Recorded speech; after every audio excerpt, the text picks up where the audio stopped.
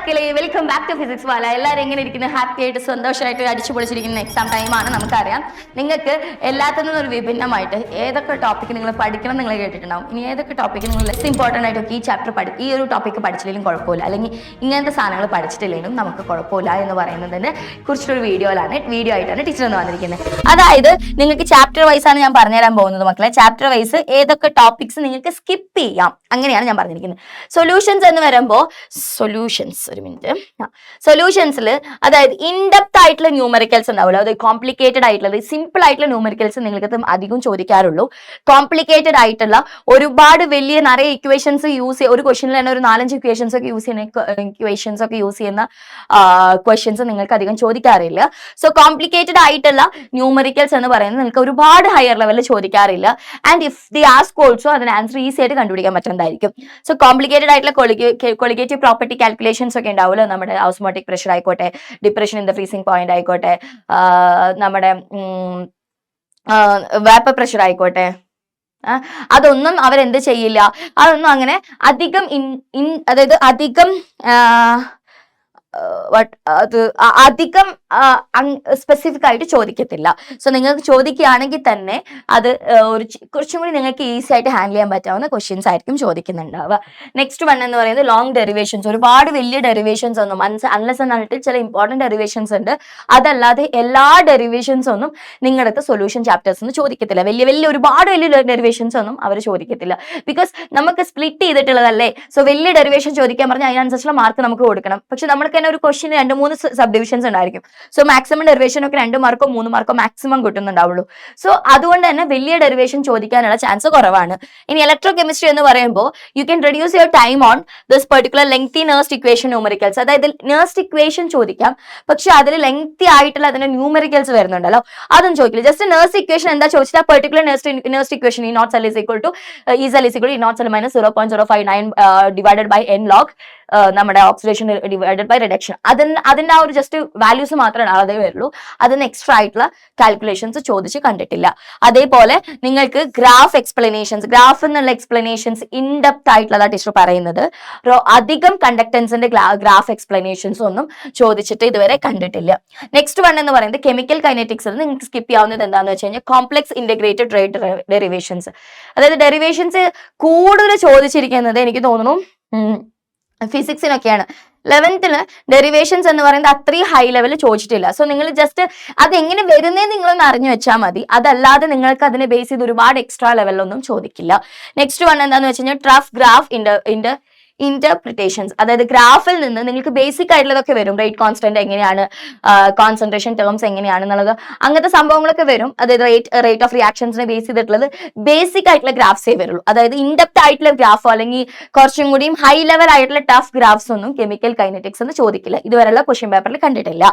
ഇനി D&F blocks വരുവാണെങ്കിൽ മക്കളെ, D&F ബ്ലോക്സിൽ എന്താ സംഭവം എന്ന് വെച്ച് കഴിഞ്ഞാൽ നമുക്ക് ഇലക്ട്രോണിക് കോൺഫിഗറേഷൻ കുറച്ച് പ്രശ്നക്കാരുണ്ട്. അതായത് ചില ക്രോമിയം, കോപ്പർ എന്ന് പറയുന്നത് എക്സെപ്ഷൻ കേസസ് ആണ്. അങ്ങനെ എക്സെപ്ഷൻ കേസസ് നിങ്ങൾ പഠിച്ചു വെക്കണം.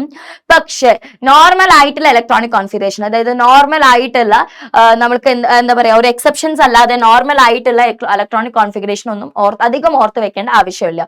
ഇപ്പൊ നിങ്ങൾക്ക് സിർക്കോണിയം ഹോഫ്മിയം എന്ന് പറയുന്നതിന്റെ അറ്റോമിക് റേഡിയം, അയോണിക് റേഡിയം അതിന്റെ ക്വസ്റ്റ്യൻ ചോദിക്കാം. അതേപോലെ കോപ്പർ ക്രോമിയത്തിന്റെ ക്വസ്റ്റ്യൻ ചോദിക്കാം.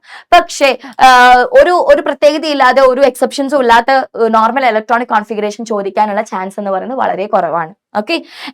റയർ ഓക്സിഡേഷൻ സ്റ്റേറ്റ്സ്, അതായത് നമുക്ക് നോർമൽ ആയിട്ടുള്ള ഓക്സിഡേഷൻ സ്റ്റേറ്റ് ഉണ്ടായിരിക്കും ഒന്നിനൊക്കെ. ഇപ്പോൾ മെഗ്നീഷ്യം എന്ന് പറയുന്നത് +2 to +7. അത് റയർ ഓക്സിഡേഷൻ സ്റ്റേറ്റ്സ് ഒന്നും നിങ്ങൾക്ക് ചോദിക്കില്ല. നോർമൽ ആയിട്ട് യൂഷ്വലി കണ്ടുവരുന്ന ഓക്സിഡേഷൻ സ്റ്റേറ്റ് ഉണ്ടാവും, +2 ഓക്സിഡേഷൻ സ്റ്റേറ്റ് ഒക്കെ, അതൊക്കെയാണ് ചോദിക്കുള്ളൂ. റയർ ഓക്സിഡേഷൻ സ്റ്റേറ്റ് ചോദിക്കാനുള്ള ചാൻസസ് കണ്ടിരിക്കുന്നത് വളരെ കുറവാണ്. ഇനി കോർഡിനേഷൻ കെമിസ്ട്രിയിൽ എന്ന് പറയുമ്പോൾ don't over study crystal field split theory detail.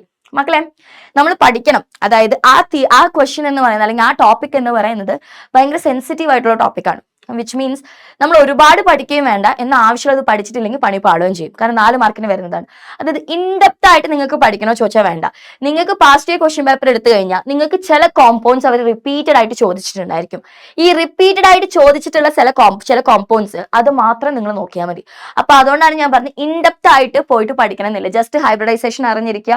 Hybridisation വരുമ്പോൾ അതേപോലെ SFL-ഉം WFL-ഉം നോക്കുക, സ്ട്രോങ് ഫീൽഡ് ലിഗാൻഡും വീക്ക് ഫീൽഡ് ലിഗാൻഡും നോക്കുക. അതിൽ പാരയാണോ ഡയാണോ നോക്കുക, അത്രയേ ഉള്ളൂ. അതിലത് ഇൻഡെപ്ത് ആയിട്ട് പോകണമെന്ന് ആവശ്യമില്ല. പിന്നെ ലോങ് സ്പ്ലിറ്റിംഗ് എനർജി എക്സ്പ്ലനേഷൻ, അതായത് ആ സ്പ്ലിറ്റിംഗ് എനർജിയുടെ എക്സ്പ്ലനേഷൻസ് അത് വെച്ചിട്ടുള്ള കാൽക്കുലേഷൻസ് അതൊന്നും നിങ്ങൾക്ക് ചോദിക്കില്ല. ഇതൊക്കെ നിങ്ങൾക്ക് സ്കിപ്പ് ചെയ്യാം. ഇനി ഹാലോ ആൽക്കെയിൻസ് ആൻഡ് ഹാലോലൈൻസിക്ക് വരുമ്പോൾ നോർമൽ, അതായത് നമുക്ക് ചോദിക്കുന്ന കുറച്ച് മെക്കാനിസംസ് ഉണ്ടായിരിക്കും. SN1 mechanism, SN2, E1, E2 rare ആയിട്ട് ചോദിക്കുന്ന മെക്കാനിസം അല്ലെങ്കിൽ റെയർ മെക്കാനിസംസ് ഉണ്ടായിരിക്കുമല്ലോ, അതൊക്കെ നിങ്ങൾക്ക് ഈസി ആയിട്ട് സ്കിപ്പ് ചെയ്ത് പോവാം.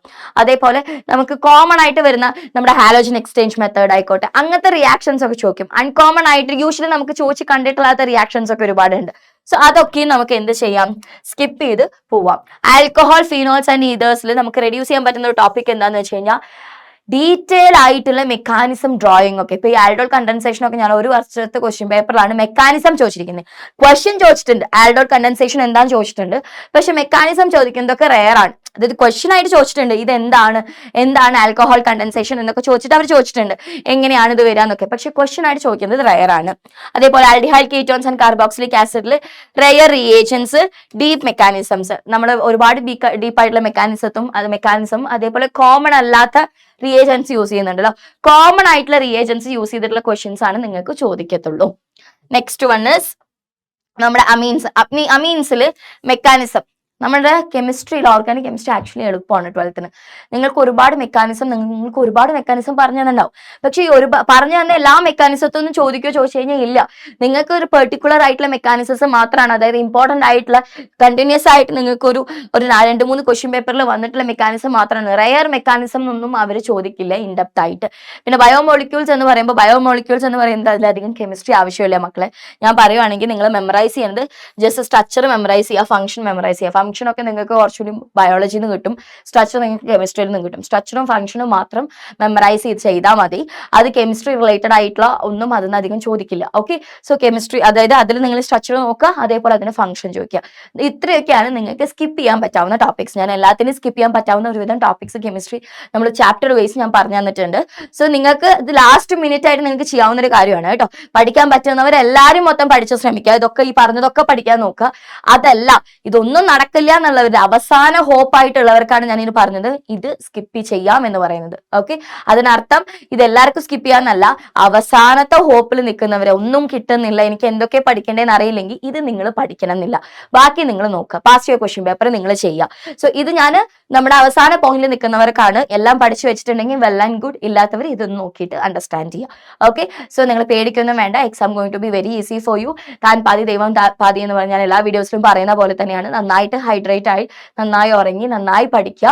സോ നിങ്ങൾക്ക് നിങ്ങളെ ബെസ്റ്റ് നിങ്ങൾക്ക് ചെയ്യാൻ പറ്റട്ടെ. Okay, all the best.